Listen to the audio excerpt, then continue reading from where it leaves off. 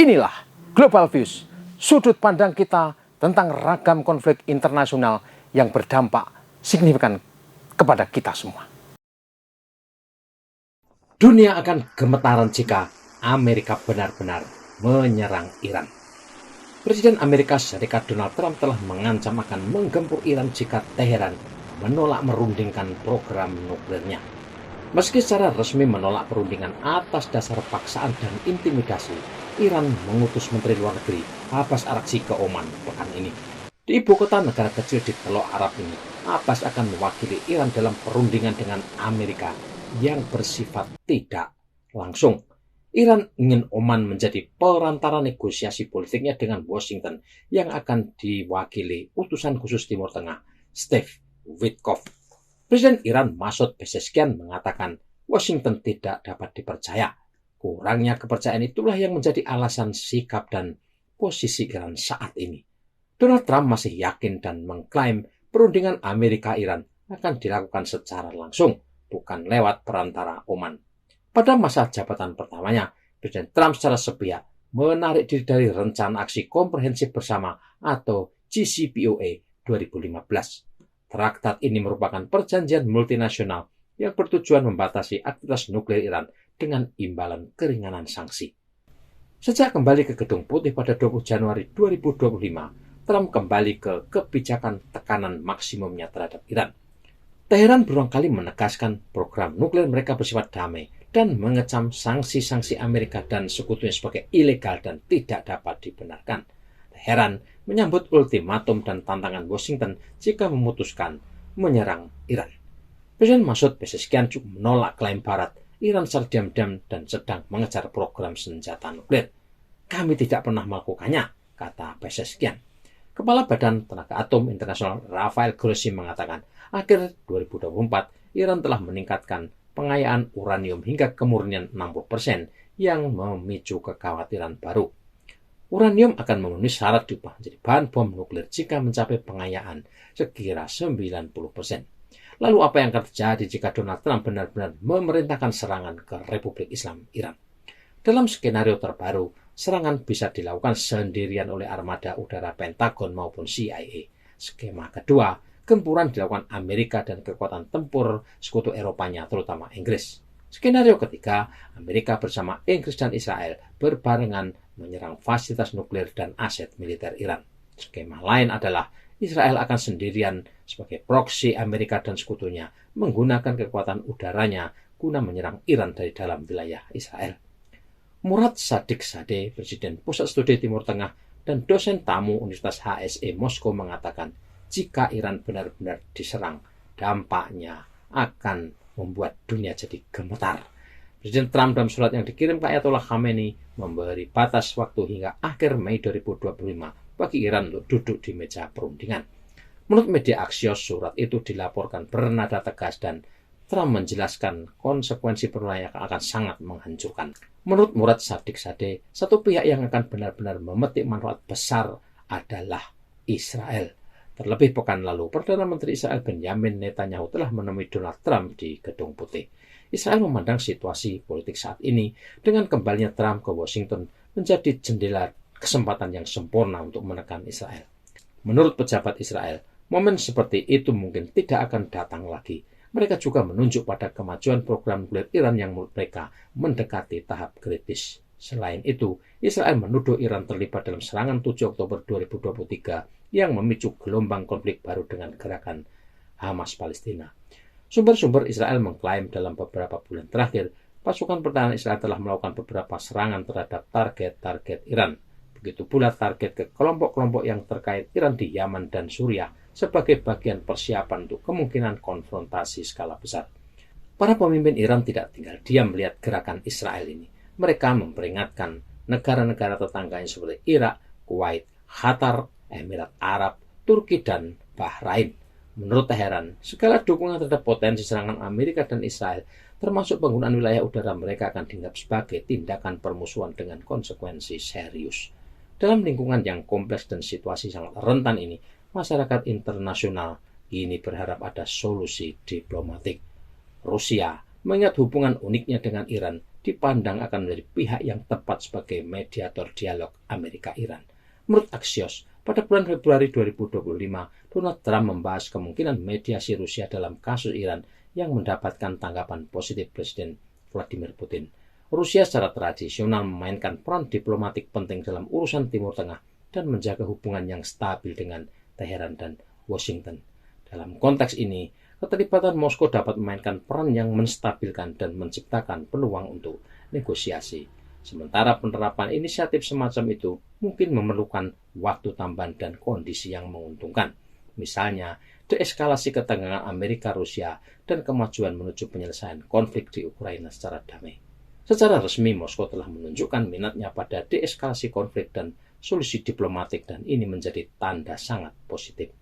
Dengan latar belakang konfrontasi yang meningkat pesat antara Washington dan Teheran, kini dunia mengamati perkembangan itu dengan napas tertahan. Banyak yang mencoba memahami apakah kebuntuan saat ini akan menjadi awal dari perang skala penuh atau tindakan militer terbatas dan tekanan diplomatik lainnya.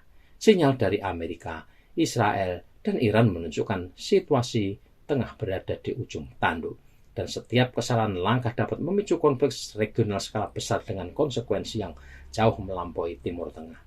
Kekeliruan fatal dan pecahnya perang kalau tidak terkendalinya ketegangan Amerika, Israel, dan Iran berpotensi mempengaruhi seluruh arsitektur keamanan global. Bagi pemerintahan Trump, sangat penting untuk mendapatkan konsesi dari Iran yang akan memungkinkan kesepakatan nuklir baru yang jauh lebih tangguh daripada kesepakatan yang dicapai di bawah Presiden Barack Obama. Rezim Demokrat Amerika berfokus pada pembatasan program nuklir Iran dengan imbalan pencabutan sanksi dan mengintegrasikan kembali Teheran ke dalam komunitas internasional. Sedangkan Trump dan lingkarannya mengejar agenda yang jauh lebih radikal. Strategi mereka jauh melampaui batasan teknis aktivitas nuklir. Tujuan pemerintahan Republik Amerika adalah untuk secara sistematis dan permanen melemahkan Iran sebagai kekuatan regional, membongkar pengaruh geopolitiknya, dan menetralkan seluruh jaringan aliansi yang telah dibangun Teheran selama 2 dekade terakhir. Fokus utama dari strategi ini adalah melawan apa yang disebut bulan sabit Syiah, jaringan hubungan politik, militer, dan ideologis yang meliputi Irak, Suriah, Lebanon, terutama Hizbullah, dan Yaman dengan kelompok Houthi-nya. Bagi Amerika dan Israel, bulan sabit Syiah merupakan ancaman yang signifikan karena memperkuat posisi Iran di Timur Tengah dan memperluas lingkup pengaruhnya hingga ke perbatasan Israel dan dekat dengan kepentingan vital Amerika di kawasan Teluk Persia. Perdana Menteri Israel Benjamin Netanyahu memainkan peran kunci dalam menerapkan strategi anti-Iran ini. Tujuan jangka panjangnya bukan hanya untuk melindungi Israel dari potensi ancaman nuklir, tetapi juga mencapai kekalahan strategis Iran sebagai negara yang bermusuhan. Netanyahu selalu mempertahankan sikap garis keras dan tanpa kompromi terhadap Teheran, melihatnya sebagai ancaman eksistensial bagi Israel. Dia tidak menyembunyikan minatnya pada keterlibatan langsung Israel dalam operasi yang bertujuan untuk menetralisir ancaman itu. Selain itu, pandangannya sangat bergema di kalangan elit Republik Amerika, dan justru keselarasan inilah yang saat ini secara signifikan membentuk kebijakan luar negeri Amerika di tangan Trump terhadap Iran.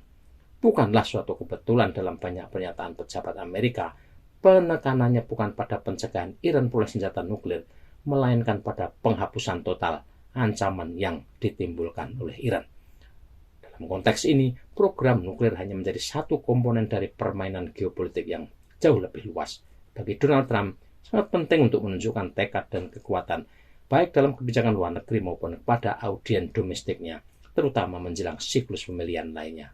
Berhasil menekan Iran dan menyelesaikan kesepakatan baru yang lebih baik dapat menjadi kemenangan politik besar baginya, terutama jika dibandingkan pendekatan Demokrat yang sering dikritiknya sebagai lemah dan naif. Namun situasinya menjadi rumit karena fakta Iran mendekati negosiasi dari posisi yang sangat berbeda dari yang dilakukannya pada tahun 2015. Ketegangan saat ini di Timur Tengah terjadi karena latar belakang realitas geopolitik yang sangat berubah, di mana proyeksi kekuatan telah menjadi alat utama diplomasi. Skenario yang melibatkan serangan presisi terhadap infrastruktur Iran, terutama situs yang terkait dengan program nuklir atau pangkalan militer sekutu Iran di Suriah, Irak, Lebanon, atau Yaman, tampaknya sangat mungkin terjadi. Intervensi semacam ini dapat disajikan sebagai terbatas atau pencegahan yang ditujukan untuk menghindari eskalasi, tapi dalam prakteknya intervensi tersebut dapat mengakibatkan konsekuensi yang tidak dapat diprediksi. Meskipun demikian, perang skala penuh antara Amerika dan Iran tampaknya tidak mungkin terjadi pada tahap ini. Biaya konflik semacam itu, militer, politik, dan ekonomi terlampau tinggi. Washington memahami perang terbuka dengan Iran pasti akan menarik pemain regional, mengganggu stabilitas pasar energi global, dan memicu reaksi berantai konflik di Timur Tengah. Namun ada variabel penting dalam persamaan ini, Israel. Tidak seperti Amerika, Israel tidak melihat konflik dengan Iran sebagai risiko, melainkan sebagai peluang bersejarah. Kepemimpinan Israel mungkin akan mencoba memanfaatkan ketegangan internasional saat ini. Saat perhatian Amerika fokus pada perang dagang melawan Tiongkok dan perang Ukraina, Israel memandang inilah momentum tepat untuk menghilangkan sepenuhnya ancaman Iran. Ini skenario berbahaya karena tetap bisa menyeret Amerika ke perang skala besar, bukan karena pilihan strategisnya, tetapi karena komitmen aliansi dengan tekanan politik. Sejarah memberikan banyak contoh di mana tindakan satu sekutu memicu keterlibatan kekuatan yang lebih besar dalam konflik yang tidak pernah menjadi bagian dari prioritas awalnya.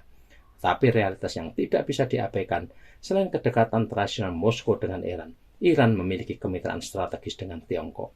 Dalam beberapa tahun terakhir, aliansi ini telah berkembang pesat menjadi komponen utama dari arsitektur global multipolar yang baru. Iran tidak hanya merupakan salah satu mitra terdekat Tiongkok di Timur Tengah, tetapi juga mata rantai penting dalam prakarsa sabuk dan jalan Beijing.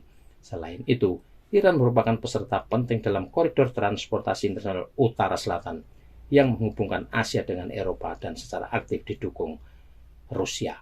Koridor ini berfungsi sebagai alternatif bagi rute perdagangan tradisional yang dikendalikan Barat dan dirancang untuk memperkuat kerjasama Eurasia. Operasi militer terhadap Iran secara otomatis akan memberikan pukulan bagi kepentingan Tiongkok. Ini termasuk kontra energi, rantai logistik, akses ke sumber daya alam, dan infrastruktur strategis. Iran adalah salah satu pemasok minyak terbesar bagi Tiongkok, dan setiap intervensi militer akan membahayakan tidak hanya pasokan saat ini, tapi juga pasokan jangka panjang.